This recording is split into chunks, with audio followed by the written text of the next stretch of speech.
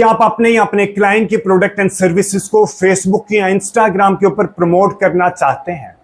If yes, तो आज इस वीडियो में मैं आपको बताऊंगा कि किस तरह आप अपने क्लाइंट की प्रोडक्ट एंड सर्विसेज को फेसबुक या इंस्टाग्राम के ऊपर पेड प्रमोशन के जरिए प्रमोट कर सकते हैं। ठीक है, इस वीडियो में मैं आपको कंप्लीट बताऊंगा कि आप फेसबुक के ऊपर कैंपेन किस तरह क्रिएट कर सकते हैं।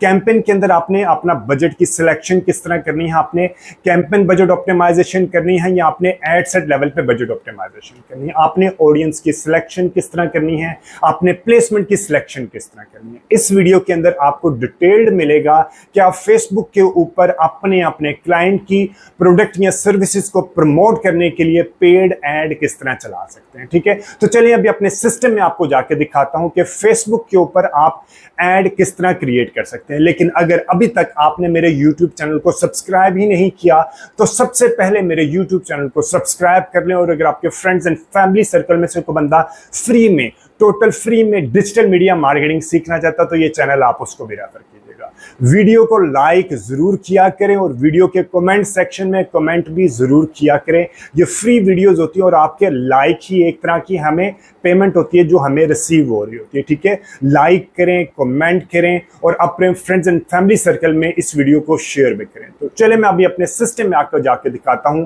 कि आप फेसबुक के ऊपर अपने कैंपेन को किस तरह क्रिएट कर सकते हैं।